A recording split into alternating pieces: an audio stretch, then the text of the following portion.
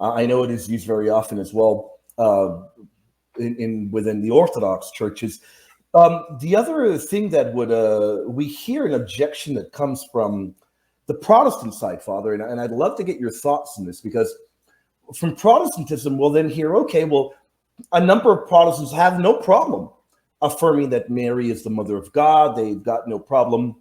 I'd say for the better part, most of them are working with a rather good Christology, depending, some of them. The ones that have no issue calling Mary mother of God, they recognize, of course, Mary did not produce the divinity.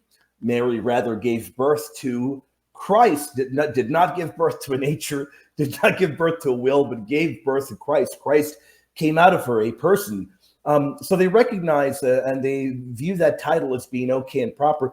But then they will then say, Father, okay, look, the title is a completely Christological title. There's nothing flowery being said about Mary. And then from a Catholic perspective, I pause for a moment and I think, okay, I can get on board with it being primarily a Christological title, but isn't everything we believe about Mary doesn't it ultimately point to Christ? And Mary as Theotokos, isn't it still saying something about Mary's incredible role that she played? At least from a Catholic perspective, that is how I would view it. What are your thoughts on that? Well, I think it's pretty much the same. The Mother of God is a pointer to Christology, who Christ is. And so that is its primary focus. And yes, a lot of Protestants will reject the term. Again, as you say, the ones who sort of more traditional sense will recognize it.